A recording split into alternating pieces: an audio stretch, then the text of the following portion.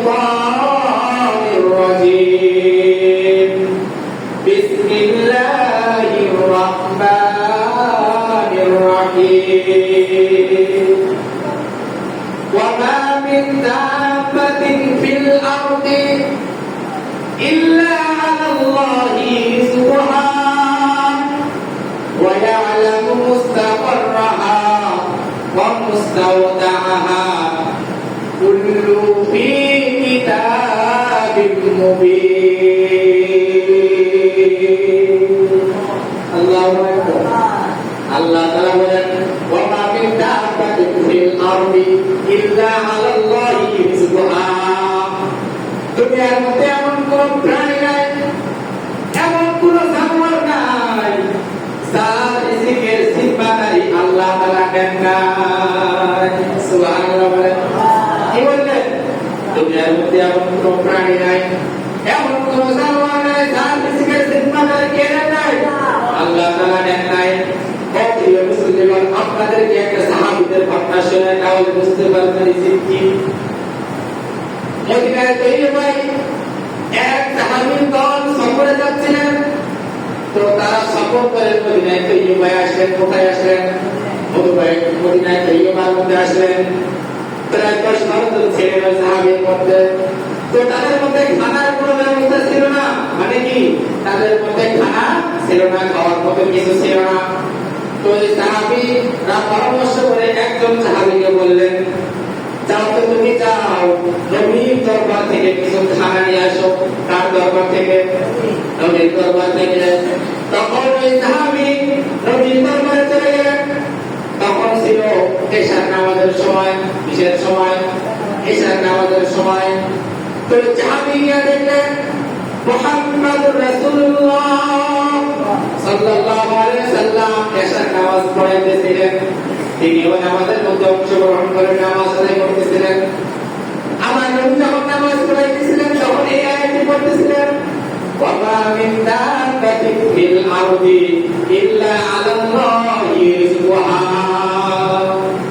সাহাবী আয়াতটি শুনতেছিলেন ওই আয়াতের অর্থ কি বললাম দুনিয়ার মধ্যে এমন কোনো প্রাণী নাই এমন কোনো জানোয়ার নাই যার জিম্মাদারি আল্লাহ তাআলা নেবেন না ওই সাহাবী মনে মনে আয়াতটি শুনতেছেন আর মনে মনে ভাবতেছেন আহা আল্লাহ তাআলা তো সবারই জিম্মাদার নিয়েছেন জানোয়ারের জিম্মাদার নিয়েছেন ওই সাহাবী এখন মনে মনে ভাবতেছেন আমরা 10-12 জন কেউ জানোয়ারের মধ্যে পড়ি না আমরা 10-12 জন কেউ জানোয়ারের মধ্যে পড়ি না আমরা তো শুধু জানোয়ার না আমরা এমনি প্রাণী না আমরা হচ্ছে আশরাফুদ দাওবা মানে কি শ্রেষ্ঠ প্রাণী শ্রেষ্ঠ সৃষ্টি মানুষ আল্লাহ তাআলা শ্রেষ্ঠ মাখলুক মানুষ হলো কি আল্লাহ তাআলা শ্রেষ্ঠ সৃষ্টি ওই সাহাবী মনে মনে ভাবতেছেন আল্লাহ তাআলা তো প্রাণী এবং সমস্ত জানোয়ারের রিজিকের জিম্মাদার নিয়েছেন তাহলে তো আমাদেরও জিম্মাদার আল্লাহ তাআলা নিয়েছেন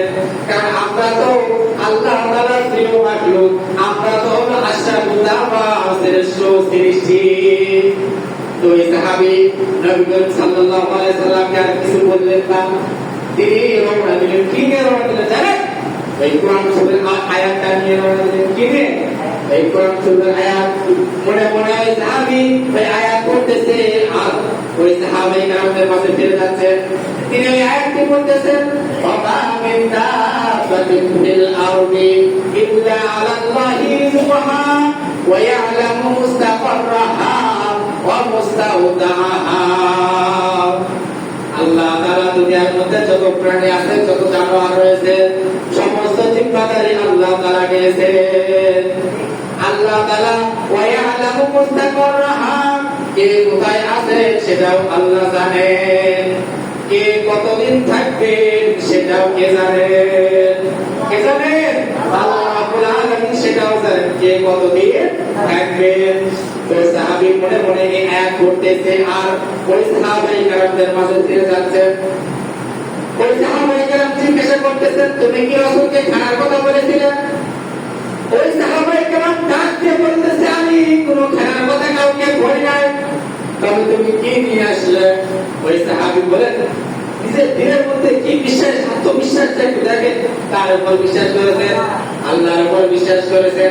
ওই সাহাবায়ে কিরাম, তো ওই সাহাবী যখন বলতেছেন, ও সাহাবায়ে কিরাম শোনো, যে মহান রব্বুল আলামিন আমাদের জিম্মাদার নিয়েছেন, আমাদের রিজিকের জিম্মাদার যে মহান রব্বুল আলামিন আমাদের জিম্মাদার নিয়েছেন, তোমরা চিন্তা করো না, খানা চলে আসবে, খানা চলে আসবে। একটু পরে দেখতেছেন একজন লোক বড় একটা বড় একটা গামলা নিয়ে, অনেকগুলো রুটি নিয়ে, অনেকগুলো গোস্ত নিয়ে ওই সাহাবায়ে কেরামদের মাঝে চলে আসছেন। বলেন সুবহানাল্লাহ। তিনি আসছেন, একজন লোক নিয়ে আসছেন। তো ওনারা ওই সাহাবায়ে কেরাম যত ছিলেন তারা পেট ভরে ভালো করে খেয়েছেন। কি খেয়েছেন? সকলে পেট ভরে খাওয়া শেষ। তখন একজন সাহাবী বলতেছেন, যাও তোমরা এটা নবীর দরবারে দিয়ে আসো। কার দরবারে? নবীর দরবারে দিয়ে আসো। তো একজন সাহাবী ওই বড় গামলা নিয়ে, গোস্তগুলো নিয়ে, রুটিগুলো নিয়ে, যেগুলো অবশিষ্ট রয়েছিল সেগুলো নিয়ে ওই নবীর দরবারে চলে গেলেন। নবীর দরবারে যাওয়ার পর বললেন, এ আল্লাহ রাসূল মুহাম্মদ রাসূলুল্লাহ সাল্লাল্লাহু আলাইহি ওয়াসাল্লাম, আল্লাহ হাবিব, আপনি আমাদেরকে যে খাওয়াগুলো, যে বস্তুগুলো দিয়েছিলেন, আমরা সেগুলো আপনাকে দিতে আসলাম। এগুলো আমাদের বেঁচে গেছে, কি হয়ে গেছে, অবশিষ্ট রয়েছে। তখন আল্লাহ হাবিব বলতেছেন, মনোযোগ দেন এখানে, এখানে মনোযোগ দেন। তখন আল্লাহ হাবিব বলতেছেন, আচ্ছা তোমাদের মধ্যে যে ব্যক্তি, যে সাহাবী আমার থেকে খানা চাইতে এসেছিলেন, সেই সাহাবীকে ডাক দাও। কাকে ডাক দিয়েছিলেন?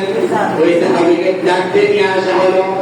তখন রাসূল সাল্লাল্লাহু আলাইহি ওয়াসাল্লাম ওই সাহাবীকে জিজ্ঞাসা করলেন, তুমি কি খানা নিতে আসছিলে?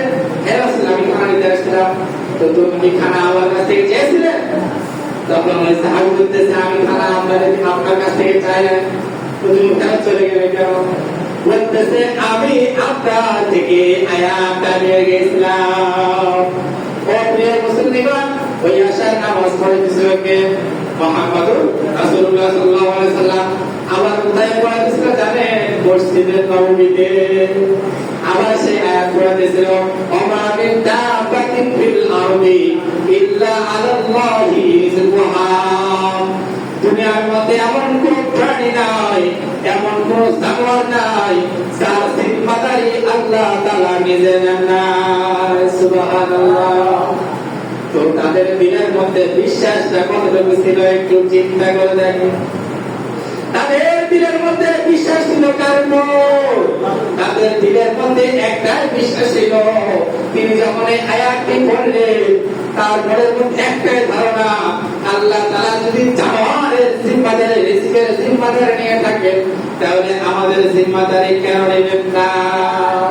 তো এই আয়াতটা নিয়ে এসে তার কাছে সাহাবীদের সঙ্গে চলে যাচ্ছে, সাহাবীদের কাছে। তো খানার ব্যবস্থা তিনি করে দিয়েছিলেন, তিনি কে? একটু আওয়াজ দিয়ে বলেন তো। ওই সাহাবায়ে কেরাম, ওই সাহাবী বিশ্বাস করছিলেন কাকে? আল্লাহকে বিশ্বাস করেছিলেন। তো আল্লাহ রাব্বুল বলেন, আল্লাহ রাব্বুল আলামিন বলেন, দুনিয়ার মধ্যে এমন কোন জানোয়ার নাই, এমন কোন প্রাণী নাই যার জিম্মাদারি আল্লাহ তাআলা নিজে নেন নাই।